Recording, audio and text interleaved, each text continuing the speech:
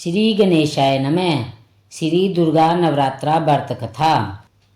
यह व्रत कथा नवरात्रों में पढ़ी जाती है। श्री दुर्गा पूजन सामग्री: गंगाजल, रोली, मौली, पान, सुपारी, धूपबत्ती, घी का दीपक, फूल की माला, बिल्वपत्र, चावल, केला, बंधनवार के लिए आम के पत्ते, चंदन, घट, नारियल, हल्दी की गांठ, पंचरत्न, लाल रंग का कपड़ा, पूर्ण पात्र, चावल से भरा हुआ पात्र, गंगा की मृत्तिका, जौ, पतासा, सुगंधित तेल, सिंदूर, कपूर, पंच सुगंध, नैवेद्य के वास्ते फल आदि। पंचामृत के लिए दूध, दही, घी, मधु, चीनी। और पंचगव्य: गाय का गोबर, गोमूत्र, गोदूध, गोदही, गोधृत, दुर्गा जी की स्वर्ण मूर्तिका अथवा मृत्तिका की प्रतिमा, कुमारी कन्याओं के लिए वस्त्र, आभूषण तथा नैवेद्य। अष्टमी ज्योति पूजन के वास्ते उपरोक्त सामग्री घट और गंगाजल। व्रत करने की विधि: इस व्रत में उपवास या फलाहार का कोई विशेष नियम नहीं है। प्रातःकाल उठकर स्नान करके मंदिर में जाकर या घर पर ही नवरात्रों में दुर्गा जी का ध्यान करके यह कथा पढ़नी चाहिए। कन्याओं के लिए यह व्रत विशेष फलदायक है। श्री जगदम्बा की कृपा से सब विघ्न दूर होते हैं। कथा के अंत में बारंबार दुर्गा माता तेरी जय हो का उच्चारण करें। श्री दुर्गा नवरात्रा व्रत कथा प्रारंभ। बृहस्पति जी बोले, हे ब्राह्मण, आप अत्यंत बुद्धिमान और चारों वेदों को जानने वालों में श्रेष्ठ हो। हे प्रभु, कृपया कर मेरा वचन सुनो। चैत्र, आश्विन, माघ और आषाढ़ मास के शुक्ल पक्ष में नवरात्रि का व्रत और उत्सव क्यों मनाया जाता है? हे भगवान, इस व्रत का फल क्या है? कैसे करना उचित है? और पहले इस व्रत को किसने किया है, सो विस्तार से कहो। बृहस्पति जी का ऐसा वचन सुनकर ब्रह्मा जी कहने लगे, हे बृहस्पति, प्राणियों के हित करने की इच्छा से तुमने बहुत ही अच्छा प्रश्न किया है। जो मनुष्य मनोरथ पूर्ण करने वाली दुर्गा, महादेवी, सूर्य और नारायण का ध्यान करते हैं, वे मनुष्य धन्य हैं। यह नवरात्रि व्रत संपूर्ण कामनाओं को पूर्ण करने वाली है। इसके करने से पुत्र चाहने वालों को पुत्र, धन चाहने वालों को धन, विद्या चाहने वालों को विद्या और सुख चाहने वालों को सुख मिल सकता है। इस व्रत को करने से रोगी का रोग दूर हो जाता है और कारागार में पड़ा हुआ मनुष्य बंधन से छूट जाता है। मनुष्य की तमाम आपत्तियां दूर हो जाती है और उसके घर में संपूर्ण संपत्तियां आकर उपस्थित हो जाती है। बंध्या और काकबंध्या के इस व्रत के करने से पुत्र हो जाता है। समस्त पापों को दूर करने वाले इस व्रत को करने से ऐसा कौन सा मनोरथ है जो सिद्ध नहीं हो सकता है? जो मनुष्य इस अलभ्य मनुष्य देह को पाकर भी नवरात्रा का व्रत नहीं करता है, वह माता पिता से हीन हो जाता है, अर्थात वह अपने माता पिता की सेवा से विमुख हो जाता है और अनेक दुखों को भोगता है। उसके शरीर में कुष्ठ हो जाता है और अंग से हीन हो जाता है। उसके संतानोत्पत्ति नहीं होती है, संतान का सुख प्राप्त नहीं होता है। इस तरह वह मूर्ख अनेक दुख भोगता है।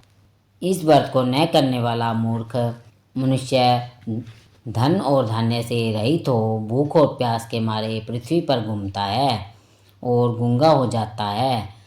जो सुहागन स्त्री भूल से भी इस व्रत को नहीं करती है, वह पति से हीन होकर नाना प्रकार के दुखों को भोगती है।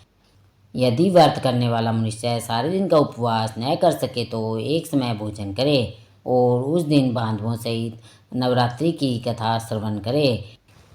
हे बृहस्पति, जिसने पहले इस महाव्रत को किया है उसका पवित्र इतिहास मैं तुमको सुनाता हूँ, तुम सावधान होकर सुनो। इस प्रकार ब्रह्मा जी का वचन सुनकर बृहस्पति जी बोले, हे ब्राह्मण, मनुष्यों का कल्याण करने वाले इस व्रत के इतिहास को मेरे लिए कहो, मैं सावधान होकर सुन रहा हूँ। आपकी शरण में आए हुए मुझ पर कृपा करो। ब्रह्मा जी बोले, पीठत नाम के मनोहर नगर में एक अनाथ नाम का ब्राह्मण रहता था। वह भगवती दुर्गा का भक्त था। उसके संपूर्ण सद्गुणों से युक्त मानो ब्रह्मा की सबसे पहली रचना हो ऐसी थत नाम वाली सुमति नाम की एक अत्यंत सुंदर पुत्री पैदा हुई। वह कन्या सुमति अपने पिता के घर बालकपन में अपनी सहेलियों के साथ क्रीड़ा करती हुई इस तरह बढ़ने लगी जैसे शुक्ल पक्ष में चंद्रमा की कला बढ़ती है। उसका पिता प्रतिदिन दुर्गा जी की पूजा और होम किया करता था। उस समय वह भी नियम से वहाँ उपस्थित होती थी। एक दिन वह सुमति अपनी सहेलियों के साथ खेलने लग गई और वह भगवती के पूजन में उपस्थित नहीं हुई। उसके पिता को पुत्री की ऐसी असावधानी देखकर क्रोध आया और पुत्री से कहने लगा कि अरे दुष्ट पुत्री, आज प्रभात से तुमने भगवती का पूजन नहीं किया है। इस कारण मैं किसी कुष्ठी और दरिद्र मनुष्य के साथ तेरा विवाह करूँगा। इस प्रकार पिता के वचन सुनकर सुमति को बड़ा दुख हुआ और पिता से कहने लगी, हे पिता, मैं आपकी कन्या हूँ। मैं आपके सब प्रकार से अधीन हूँ। जैसी आपकी इच्छा हो मेरा विवाह आप कर सकते हो, पर होगा भाई जो मेरे भाग्य में लिखा है। मेरा तो इस पर पूर्ण विश्वास है। मनुष्य न जाने कितने मनोरथों का चिंतन करता है, पर होता वही है जो भाग्य में विधाता ने लिखा है, तथा जो ऐसा करता है उसको फल भी उस कर्म के अनुसार ही मिलता है। क्योंकि कर्म करना मनुष्य के अधीन है, पर फल देव के अधीन है। जैसे अग्नि में पड़े हुए तृणादि उसको अधिक प्रदीप्त कर देते हैं, उसी तरह अपनी कन्या की निर्भयता के कहे हुए वचनों को सुनकर उस ब्राह्मण को अधिक क्रोध आया। तब उसने अपनी कन्या का एक कुष्ठी के साथ विवाह कर दिया और अत्यंत क्रुद्ध होकर अपनी पुत्री से बोला कि जाओ अपने कर्म का फल भोगो, देखें भाग्य पर रहकर तुम क्या करती हो। इस प्रकार से कहे हुए पिता के कटु वचनों को सुनकर सुमति मन में विचार करने लगी कि अहो, मेरा बड़ा दुर्भाग्य है जिससे मुझे ऐसा पति मिला। इस तरह अपने दुख पर विचार करती हुई सुमति पति के साथ वन में चली गई और ब्याहने कुशायुक्त उस जगह पर उन्होंने वह रात बड़े कष्ट से व्यतीत की। उस गरीब बालिका की ऐसी दशा देखकर भगवती पुण्य पुण्य के प्रभाव से प्रकट होकर सुमति से कहने लगी कि हे दीन ब्राह्मणे, मैं तुम पर प्रसन्न हूँ। तुम जो चाहो वरदान मांग सकती हो। मैं प्रसन्न होने पर मनवांछित फल देती हूँ। इस प्रकार भगवती दुर्गा का वचन सुन ब्राह्मणी कहने लगी कि आप कौन हैं जो मुझ पर प्रसन्न हुई हो। यह सब मेरे लिए कहो और अपनी कृपया दृष्टि से मुझ दीन दासी को कृतार्थ करो। ब्राह्मणी का ऐसा वचन सुनकर देवी कहने लगी, मैं आदि शक्ति हूँ। मैं ही ब्रह्मा विद्या और सरस्वती हूँ। मैं प्रसन्न होने पर प्राणियों का दुख दूर कर उसको सुख प्रदान करती हूँ। हे ब्राह्मणी, मैं तुम पर पूर्व जन्म के पुण्य के प्रभाव से प्रसन्न हूँ। तुम्हारे पूर्व जन्म का वृत्तांत सुनाती हूँ, सुनो। तू पूर्व जन्म में निषाद भील की स्त्री थी और अति प्रतिव्रता थी। एक दिन तेरे पति निषाद ने चोरी की। चोरी करने के कारण तुम दोनों को सिपाहियों ने पकड़ लिया और ले जाकर जेल खाने में कैद कर लिया। उन लोगों ने तुम्हें और तुम्हारे पति को भोजन भी नहीं दिया। इस प्रकार नवरात्रा के दिनों में तुमने न कुछ खाया और न ही जल पिया। इसलिए 9 दिन तक नवरात्रा का व्रत हो गया। हे ब्राह्मणी, उन दिनों में जो व्रत हुआ उस व्रत के प्रभाव से प्रसन्न होकर तुम्हें मनोवांछित वस्तु दे रही हूँ। तुम्हारी इच्छा हो सो मांगो। इस प्रकार दुर्गा के कहे वचन सुनकर ब्राह्मणी बोली कि अगर आप मुझ पर प्रसन्न है तो हे दुर्गे, आपको प्रणाम करती हूँ। कृपया कर मेरे पति के कोढ़ को दूर करो। देवी कहने लगी कि उन दिनों में जो तुमने व्रत किया था उस व्रत के एक दिन का पुण्य अपने पति का कोढ़ दूर करने के लिए अर्पण करो। मेरे प्रभाव से तेरा पति कोढ़ से रहित और सोने के समान शरीर वाला हो जाएगा। ब्रह्मा जी बोले। इस तरह देवी का वचन सुनकर वह ब्राह्मणी बहुत खुश हुई और पति की निरोग करने की इच्छा से ठीक है ऐसा बोली। तब उसके पति का शरीर भगवती दुर्गा की कृपा से कुष्ठहीन होकर अति कांति युक्त हो गया। उसकी कांति के सामने चंद्रमा की कांति भी क्षीण हो जाती है।